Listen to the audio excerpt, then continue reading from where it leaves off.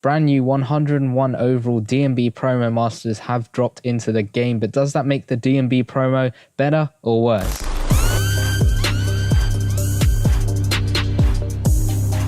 Yo, what's going on guys, it's Fat God Thor here, and today we're going to be taking a look at these 101 overall D&B promo masters and deciding whether they're a good thing for the promo or not. This is a really different video to a sort of video that I'd normally do. It's more of like a sit down and talk pro and con type video. Let me know in the comments down below what you think about these 101 masters. Do you think they're good? Do you think they're not good? What do you think about the video I'm going to do? But let's take a look at them. So you've got a 101 overall version of each of the different masters. There's 5 of them. There's Alonzo Ball, Tim Duncan, Ben Wallace, John Stockton, and that Draymond Green. But each of them are slightly different. So at the moment, when you've got the 99 overall versions of them, say for John Stockton, you had a 99 overall strategic point guard John Stockton. But with this 101, you're going to get a boost and you're going to get a playstyle select. And that's the first thing that doesn't really add up in this promo, is that they are playstyle select. Now, don't get me wrong, playstyle select for any masters is really good. Like, I like the idea of having that, because then there's no complaints. You can pick pretty much whichever one you want. And with this, everyone's got like their own position. So there's all 5 positions and there's all 3 different playstyles. So in total, that's 15 cards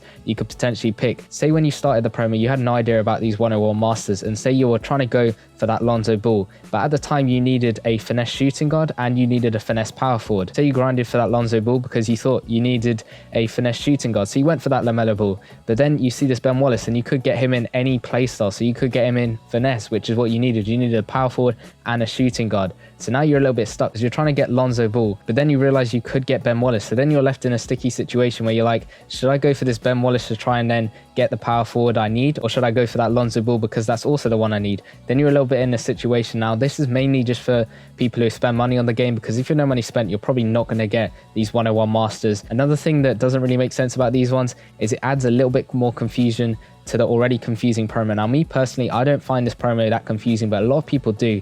And if you do, let me know in the comments down below why you think it's confusing, because personally, I don't understand why a lot of people are finding it confusing. Because I mean, I get it. You play events, you get tokens, you also get some points which can help you in milestones, getting some players and all that stuff. It is pretty simple. You use those tokens to level up the master that you pick, and you'll probably only get to 199 overall master. That kind of makes sense, but I don't get why a lot of people find it like really confusing. And it does add a lot more confusion because you've got so many different players, and yeah, that just adds to it. But then on the flip side, I do get why they've added it. Like, yes, we needed a grandmaster, and yes, this is a good idea having playstyle select, so no one's unhappy about whether we've got too many of this player or too many positions, too many playstyles of this one, so like too many strategic point guards, all that stuff. We've now got every single position and playstyle you could possibly ask for. The only thing's the stats, but that's regardless. You got every position and every playstyle that you want. And then also, I do get it, like, we do need to balance things out between the no money spent teams and the pay to win teams, or the people who spend money in the game, because I think it was especially like KQuinn66, he pointed out that the gap between the two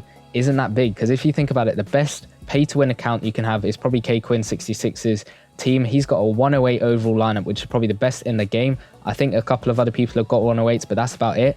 But those are people who spend money on the game. They're 108 overall.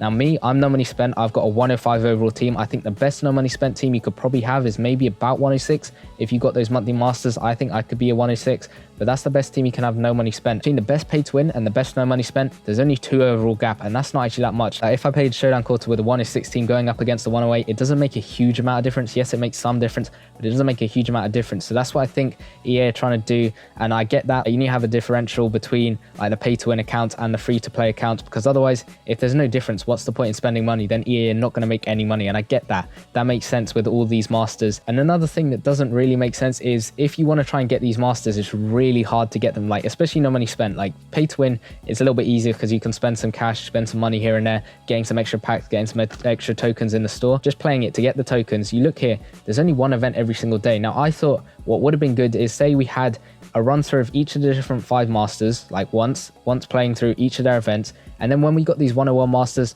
everything just unlocks, because that would be so much easier for everyone trying to play, trying to get at least one master. Because getting a 99 overall just from these one events every day, just a 99, not even the 101, is extremely difficult to try and get. Like, it's really hard to push to get that 99 overall. Yes, you can do it, but to get 2 it'd be even harder. I doubt you probably get 2, maybe you get, unless you get really lucky with some of the dice rolls and all that stuff. But it is a little bit confusing with all the stuff, and I wish it maybe just did it so that they let us know what was coming. Like, say they say, okay, you're gonna have these events that play through every single day. You get one event, like we've had one Tim Duncan event, then the next day you get Ben Wallace, then the next day John Stockton. But then when we get these 101s, just unlock everything, and then it makes it like the Team of the Year promo where you could pick which one you're trying to go for, if that makes sense. Like, you tried to go for the point guard position blitzes, then you went on to the power forward position blitzes, the ones that you needed, and that would be brilliant because then you could have all 5 events unlocked. You can pick whichever ones you want to go for and try and get them. But I do understand, like, on the flip side, I do understand why they're doing it, and it's great to have 101 masters because who knows, you could maybe buy them on the auction house. But I think the 99 overall players,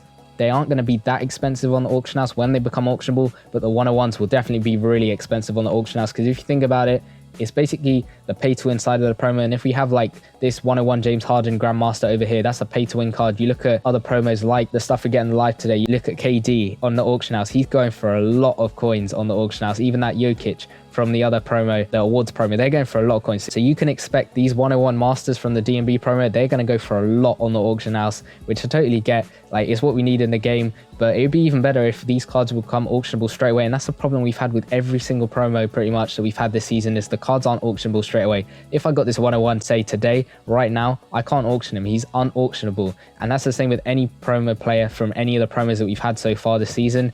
As soon as the promo's out, the cards don't get auctionable, and it takes ages for them to become auctionable. You have to wait for the event to be done, the sets to be done, everything, and then even maybe a couple more weeks after that. Like, these finals players, they're still not auctionable. I can't sell them. This Christmas in July player, he was out ages ago. Still can't sell him. Yeah, that's it that I can think of for the pros and the cons of having these 101 masters. Again, this is a really different video to what I'd normally do, but let me know in the comments down below. Do you think these 101s are good? Do you think they're bad? And if you could change one thing about the D&B promo, what would you change about it? And also in the comment section down below, let me know whether this type of video is a good type of video or a bad type of video. Let me know in the comments down below, because it is, as I said before, a really different type of video to what I'd normally do, and it is a little bit weird to me trying to do this type of video. But let me know in the comment section down below, and I'll see you guys in the next one.